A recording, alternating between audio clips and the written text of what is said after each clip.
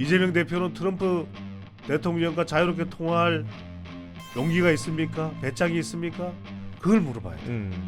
이게 핵심이에요. 예. 어제 정치권이 발칵 뒤집혔던 일이 있었습니다. 한덕수 대행이 헌재로 민주당에 강한 승부수를 좀 던졌어요. 어제 저는 기사를 보면서 아까도 제가 말씀드렸지만 이거 마은혁 후보자 임명한 거면 문제 있는 거 아닌가라고 생각을 했는데 또 나중에 복기를 해보니까 민주당이 딱히 또 반박할 만한 그런 수가 없는 카드였더라고요. 두 후보자를 또 지명을 한 게. 예. 그렇죠. 이제 첫 번째로는 한덕수 권한 대행이 마은혁 헌법재판관 후보자를 임명 안 하기는 힘들 거예요. 네. 왜냐하면 계속해서 그렇죠. 탄핵한다 그러고 이 비상시국에도 탄핵 이야기가 나오고 있고 또 마용주 또 마은혁 처음에는 저는 이게 오탈자가 난 줄 알았어요. 네. 마은혁인데 마용주 누구지? 잘못된 거 아니었는데 마씨가 희성인데. 그러니까요. 네. 그런데 대법관에다가 헌법재판관에다가 지금 하여튼 마씨 집안은 상당히 또 상황이 좋게 생각하지 않을까. 예. 물론 정치권에 지금 동향하고는 또 다르겠지만요. 예. 근데 첫 번째로 우리가 짚어볼 부분은 뭐냐. 일단 마은혁 헌법재판관을 임명하지 않을 수는 없는 상황일 거예요. 왜냐하면 임명 안 한다 그러면 민주당에서는 지금 대통령 파면된 상황에서 그렇죠. 또 예. 탄핵한다 그러고 매일 압박을 가하겠죠. 매 시간 압박을 가하겠죠. 두 번째로는 또 하나는 이제 또 다른 이유가 있는 거죠.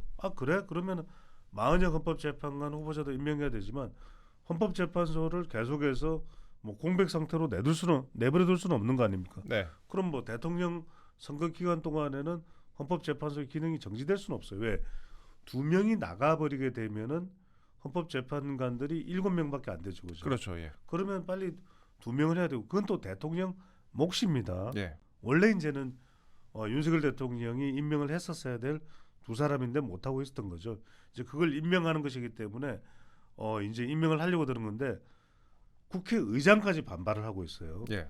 우인식 의장은 인사청문서를 안 받겠다. 그렇죠. 또 민주당에서는 대통령인 줄 아느냐, 대통령 놀이 그만해라 안 된다. 예. 이렇게 얘기를 하는데 세 번째가 중요한 거예요. 세 번째. 그러면 마은혁 헌법재판관도 그렇게 안 된다 했는데 임명을 하는 거잖아요. 예. 이념이나 이런 걸. 그렇죠. 예. 그럼 지금 이완규, 함상훈, 그럼 이 사람들에 대해서도 그럼 그 문제를 삼겠다는 이야기냐? 그러면은 반대로 그러면은 보수 진영에서는 아니 마은혁 헌법재판관도 그렇게 문제가 많고 논란이 많았는데 임명을 하는데 그러면 이완규, 함상훈도 그걸 가지고 시비를 걸으냐? 말이 안 된다. 이야기를 하는 거예요. 또 하나가 네 번째인데. 네 번째.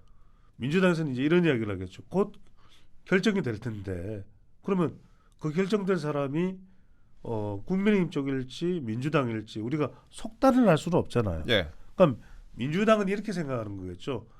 아니 이재명 대표가 대통령 되면 이재명 대표가 임명을 해야지. 그러니까 민주당에서는 임명하셔야지. 어디다 대고 한덕수 권한 대행이 그렇게 임명을 하려고 하느냐? 그건 안 된다. 아니 그런데 그 두 지금 재판관의 임기가 4월 18일에 끝나잖아요. 곧 그러니까요. 다음 주에 끝나는데 다다음 주에 끝나는데 4월 18일에 끝나는데 이게 그럼 이재명 만에 하나 이재명 대표가 대통령이 된다면 그때까지 기다려야 되느냐 이런 식으로 또 문제가 제기되게 될 수도 있잖아요. 그러니까 제가 예. 지금 그 얘기를 하는 거예요. 네 번째는 제가 무슨 말씀 드리냐면 민주당이 늘상 하던 이야기예요. 자 이번에 윤석열 대통령 선거를 보니까 성향에 따라서 기대한다고 해서 그 기대대로 됩니까? 아니잖아요. 예. 그러면은 임명 반대할 이유가 없는 거예요. 이완규, 함상훈 보수니까 우리 임명 못해. 민주당이 정권 가져갈 거니까 민주당한테 놔둬. 그 우리가 가져가게 놔둬. 이렇게 얘기하지만 결국 선고라는 것은 이념 성향이 어떻든 헌법재판관의 법의 양심에 따라서 선고를 하는 거잖아요. 그렇죠. 예. 그러면 이건 이완규, 함상훈 두 사람에 대해서 한덕수 권한 대행이 임명권을 행사하는 거에 대해서 극도로 반발할 이유는 또 없는 거예요. 예. 왜?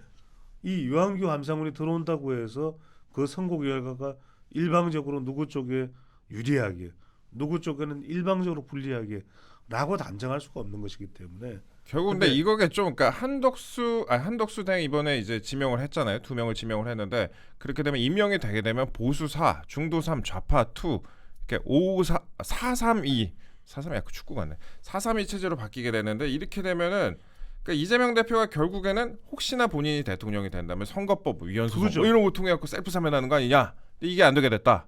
헌법 84조에 대한 것을 예.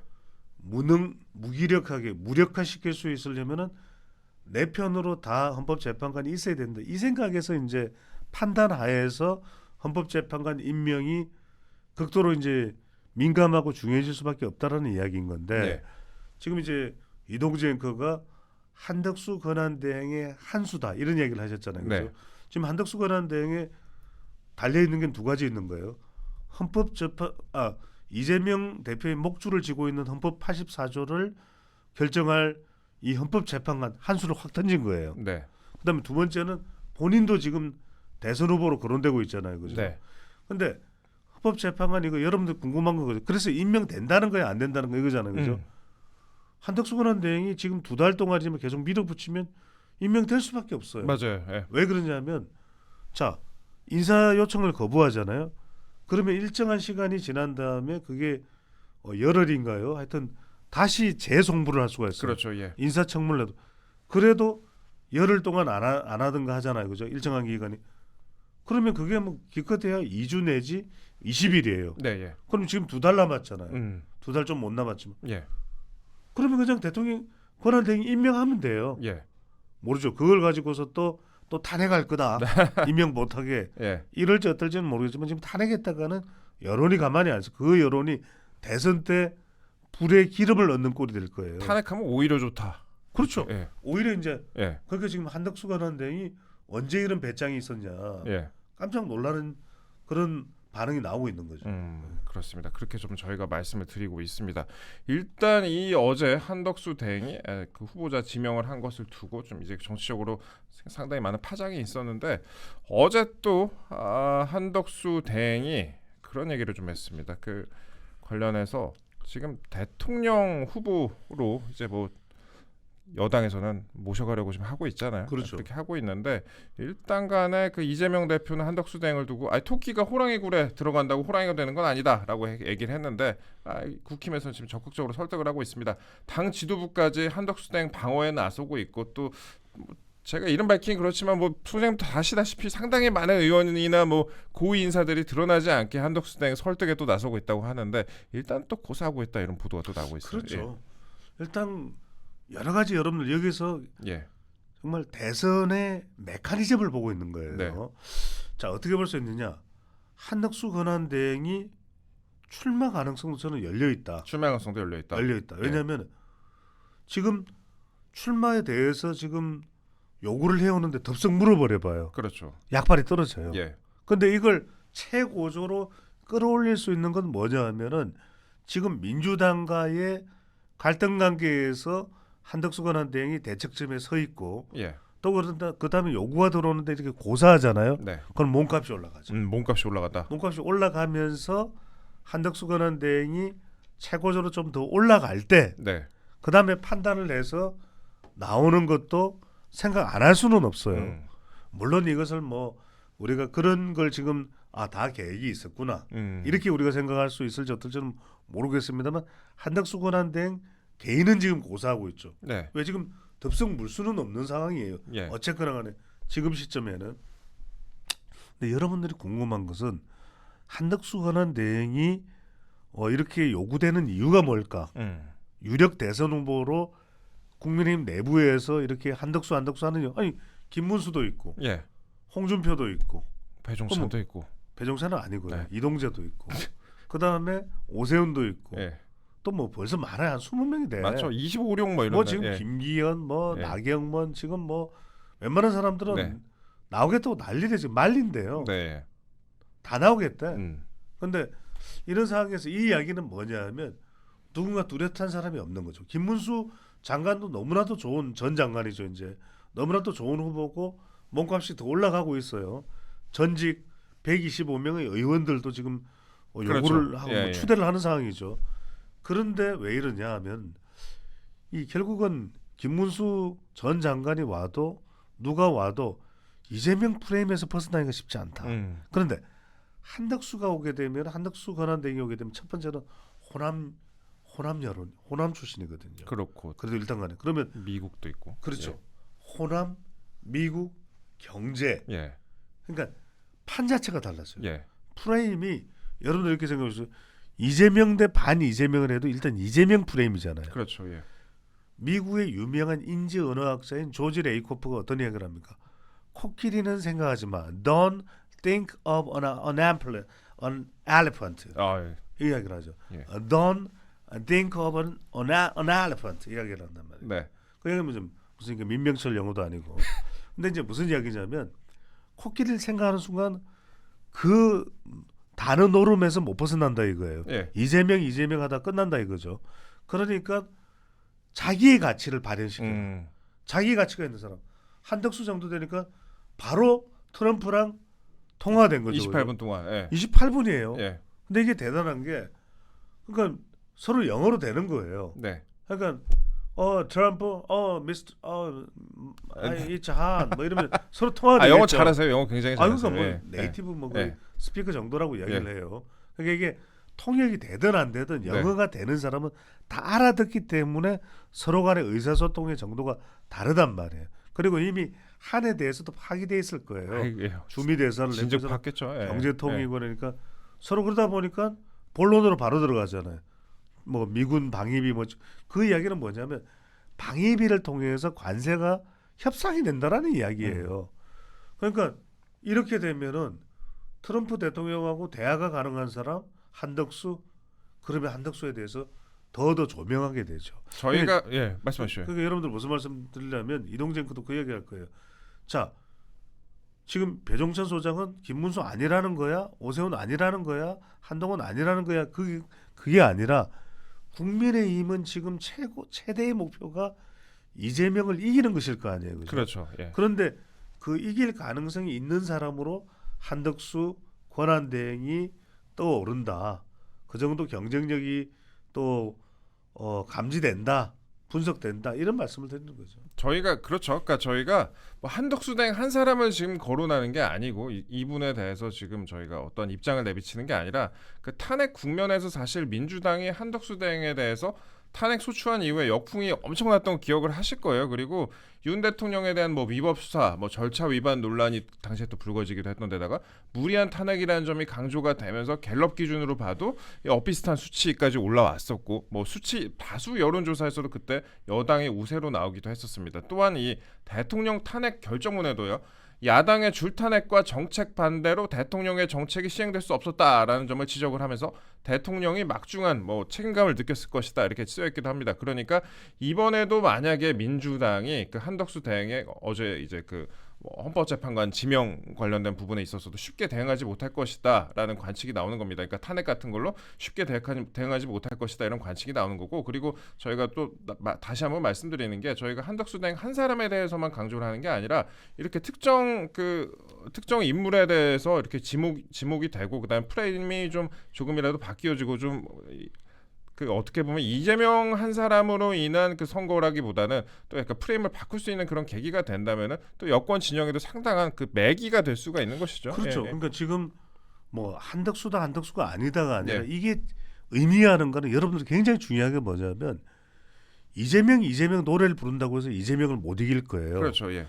그러니까 지금 이것이 주는 메시지는 결국 대선의 성격이 경제, 미국으로 가야 된다. 예. 이걸 분명히 하고 있는 거예요. 그럼 여기에 이른바 안보가 들어가 있고 북한이 들어가 있고 또 우리의 미래가 있다. 반도체가 있다. 자동차가 있다.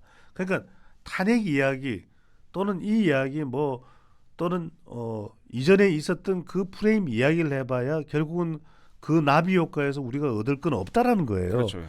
그러니까 결국 대선에서 강조돼야 되는 것은 유권자들이 투표하러 나갈 때 경제야, 미국이야, 안보야 이렇게 나가야 되지. 마치 지금 민주당에서 주장하는 내란 종식이다. 이 프레임에 걸려버리면요 한 발짝도 못 빼요. 그러니까 결국 선거는 프레임이거든요. 그러니까 네. 중도층들이 중요한데 중도층들의 생각이 번뜩 들 수가 있습니다. 이미 윤석열 대통령은 파면 당했고 더 이상 이제 윤석열 대통령 어쩌고 저쩌고 하는 것은 옛날 노래를 부르는 거예요. 예. 그렇다면 앞으로 우리가 불러야 될 노래는 미래의 노래인데 미래의 노래가 경제다, 반도체, 자동차, AI 그 이야기를 해줄 수 있는 사람이 누구냐는 거죠. 그리고 그걸 생각나게끔 만들 수 있냐는 구도로 가야 된다는 이야기거든요. 그 의미는 굉장히 중요합니다. 그러니까 김문수든 홍준표든 뭐 누구든 간에 그러니까 불러야 될 국민의힘에서의 대선 슬로건은 미래다, 또 경제다, 또는 자동차다, 예. 반도체다. 이걸 분명히 하는 거예요. 저 그런 생각이 들었어요. 그러니까 이미 파김치를 맛있게 잘하는 집이 있어가지고 파김치가 장사가 잘 된다. 그럼 파김치로 승부를 볼 게 아니라 배추김치로 또 승부를 봐야죠. 프레임을 바꿔서. 그렇죠. 제가 여기 출마 배추 진짜 아삭아삭 좋다. 알아요? 예. 뭐 제가 그 이야기는 예, 했어요. 하시면 제가 2030 지금 이제 예. 이게 또 대선 날짜가 이제 미래를 내차가 그럼 지금 다음 대선은 2030 다음 대선이 2030년이 될지 안 될지 이제 예상도 못해요. 이런 거 이야기도 할 필요도 없어. 어떻게 될지 몰라요. 대통령이 또. 그러니까 이제 여러분들이 어떤 거냐면 중요한 것이 결국 대한민국은 과거를 붙들고 있어 가지고는 어떻게 해결이 안 됩니다. 네. 그러니까 일본과의 관계도 미래로 가야 돼요. 물론 뭐 과거사 부분을 우리가 다 잊어야 된다는 이야기를 드린 건 절대 아닙니다. 하지만 그런 것에 대해서 계속 좀 이어갈 수 있는 사람. 네. 그러면 또 정권이 탄생했는데 일본하고 또 이제 또 뭐 과거 다시는 일본에 지지 않겠습니다. 뭐 이런. 예. 뭐 이렇게 돼버리면은 또 토착외구 이야기 됩니까? 또 죽창가 이야기 됩니까? 또 미국과는 이게 이렇게 꼬여버리는 거죠. 그래서 이제 말하자면 또 친중이냐 친미냐 이런 것을 벗어나서 국정 운영이 가능한 사람 또 프레임 이쪽으로 가야 된다는 거죠. 예. 그렇게 가야 국민의힘은 지금 여하튼 여러 가지로 불리한 상황이 될 수밖에 없어요. 불리한 상황이에요 지금. 저희가 근데 네. 이제 아시아 최고의 데이터 전문가를 모셨으니까 선거 데이터 전문가를 모셨으니까 최근에 일단 여당 지지율이 살짝 빠졌습니다. 그 한국 갤럽 조사 결과를 보니까 이게 엇비슷했었는데 최근에는 좀 지지율이 조금 빠졌어요. 그래서 이번에 그 뭐 이재명 대표와의 그 양자 대결로 붙여 보면은 그 김문수 전 장관 같은 경우에도 35대 55, 안철수 의원은 34대 51, 뭐 오세훈 시장과는 37대 52 등등의 이제 결과가 나왔습니다. 그런데 이제 무당층에서는 다수의 또 여당 후보군이 이재명 대표를 앞서고 있는 상황입니다. 이것도 한번 공략해 볼 만한 포인트인 것 같고 일단 첫 번째로 그 두 번째로는 저희 방송 시청자들도 다수 그렇겠지만 윤 대통령에 대한 지지도가 또 있지 않습니까? 그렇죠. 보수층 다수가 탄핵에 반대를 했었어요. 보수층의 대다수가 이제 탄핵에 반대를 했기도 했고 그래서 그 윤 대통령에 대한 윤심, 그러니까 뭐 윤이 어게인이라고 하시는 분들도 많이 계시는데 이 부분은 또 여당 후보가 어떻게 흡수하는지도 또 관건이 되지 싶습니다. 이 두 가지에 대해서 한번 말씀 좀 여쭤볼게요. 그렇죠. 지금은 왜 그렇게 했어요? 지지율이 떨어진 상태로 나오는 건 탄핵 실망감이죠. 예, 그 실망감과 또 그 지지층 내에서는 또 무너지는 마음이죠. 네, 그걸 뭐 모를 수는 없는 거예요. 근데 지금 중요한 건 뭐냐면 결코 윤 대통령 그 프레임에 탄핵 프레임에 갇혀버리면 이번 선거는 성산이 없는 겁니다. 그러니까 중요한 것은 많은 분들이 궁금해하는데 윤심을 어떻게 정리할까? 예. 이동재 앵커한테 물어봅니다. 정리됩니까? 그 잘 어떻게 연착륙을 시키느냐 그게 중요한 건데. 그렇죠. 예, 그걸 알면은 제가 그렇죠. 제가 그 도사죠 그러면. 예. 지금 굉장히 중요한 포인트를 이야기했어요. 지금은 도사도 해결 못해요. 자꾸 우리가 누군가 도사한테 해결하려고 이 생각을 하는데 누구면 누구한테 물어봤다. 그분이 뭐 도량이 90년 되는 분인데 서 있는 나무에다가 나무를 흔들면서 물어봤다. 답 안 나옵니다. 여러분들 답이 안 나올 때 그걸 해결하려고 달려들면 효과가 나타나요. 오히려 역효과가 나타나요. 또 물어보는 거예요. 역효과가 나타나죠. 예. 지금은 윤 대통령을 놔둬야 됩니다. 지금은 윤 대통령을 흔들면 안 돼요. 네. 무슨 말씀이냐면 그대로 놔둬요. 대선까지는 이게 해결이 안 됩니다. 대통령에 대한 이야기를 하지 않는 거죠. 흔들지 말아라. 그렇죠. 예. NCND, no NC, ND 알겠죠, 그죠? 네. 내가 뭔지 모르겠네. 네. 뭐 그래서 대충. 예. NCND. 리더 컨펌 놀디나이. 예. 예. 네네. 그래서 지금 이거는 뭔가를 해결하려고 하는 순간 오히려 폭탄이 되는 겁니다. 예. 그래서 제가 보면은 이럴 때의 데이터상으로 좋은 거는 그냥 놔두고 그냥 일단은 2달 동안은 어쨌든 미래 목표에 대한 부분을 프레임으로 설정하는 게 맞는 거예요. 예. 두 번째는 뭐냐면 일단 그래서 경선하는 과정 동안에 자꾸만 윤석열 대통령과 관련된 부분에 대한 부분은 일절 의제에서 빼는 게 좋습니다. 그다음 세 번째, 분명히 본선 토론 가면은 누가 됐든 간에 최종 후보가 누가 됐든 간에 뭐 이동재가 됐든 간에 배종찬이 배추도사가 됐든 간에 이재명 쪽에서는 계속해서 물어볼 거잖아요. 내란이디 뭐니 하면서 당신 공격하겠죠. 내란 예, 세력 예, 내란 세력 어떻게 예, 이른바 적폐청산을 또 시즌 2를 들이댈 거 아니에요. 예. 그때 이야기를 하는 겁니다. 지금 반도체 어떻게 할 겁니까? 자동차 국민들은 거기에 더 시선이 꽂힐 거. 과거 이야기하는 거 흥미 없어요. 예. 그럴 때 이재명 대표는 트럼프 대통령과 자유롭게 통화할 용기가 있습니까? 배짱이 있습니까? 그걸 물어봐야 돼요. 이게 핵심이에요. 예. 그러니까 오히려 토론에서 그 의제를 갖다가 이슈를 미래 쪽으로 설정하면서 이재명 대표를 꽁꽁 묶어버릴 수 있느냐 없느냐. 그러니까 계속해서 과거 질문을 할 거예요. 그때 탄핵을 찬성한다고 하지 않았습니까? 이재명 대표 그때 윤석열 대통령을 지지한다고 하지 않았습니까? 막 이럴 거 아니에요, 그죠? 그러겠죠. 예. 그걸 물어보면 네, 뭐 마음대로 물어보세요. 트럼프 대통령과 무슨 이야기 할 거예요? 일본을 또 토착 왜구라고 할 거예요. 그런데 그때 일본 좋아한다지 않았어요? 이렇게 가야 되는 거예요. 그러니까 어떻게 이슈를 설정하느냐가 매우 중요한 겁니다. 그렇죠. 뭐 중국에 쎄쎄하면 된다 이런 부분도 한번 살려볼 만한 부분이고. 그렇죠. 예. 친중 프레임으로 갈 수도 그렇죠. 있는 것이고. 예. 이른바 그런 접근을 통해서 오히려 이슈를 주도해 나갈 수 있는지 제가 그도 말씀드립니다. 자꾸만 해결되지 않는 문제를 해결하려고 하면 그건 답이 안 나온다. 그건 정말 자연스럽게 시간이 지나서 해결되기를 기다릴 수밖에 없어요. 어떤 거 대통령과 관련된 부분 그것보다는 오히려 미래의 목표를 설정해서 달려가는 프레임을 구상을 해야지만 문제 해결도 가능하고 또 급반전도 가능하다. 예. 그러니까 이번 대선이 이재명의 동무대일까, 이재명 대표의 동무대일까, 아니면 급반전일까? 이건 어디까지나 프레임을 설정할 수 있느냐 없느냐, 제대로 된 미래의 프레임을, 반도체 프레임을 또는 자동차 프레임을, 트럼프 프레임을 그거 설정 못하면은 어려워진다는 거죠. 예. 지금까지 배종찬 소장님과 함께했습니다. 소장님과 제 방송 시작하기 전에 그 말씀을 나눴어요. 요즘 역류성 식도염이 온 것 같다. 속이 답답하고, 그렇죠. 예, 뭐 가슴이 답답하고 이런 증상이 계속되고 있다 이렇게 말씀을 드렸는데. 역류성 식도염은요, 예. 알약보다는 젤 타입이 좋습니다. 그렇습니까? 네, 자주 먹겠습니다. 예. 그 소장님 오늘도 감사합니다. 감사합니다. 예, 배추도사님과 함께했습니다.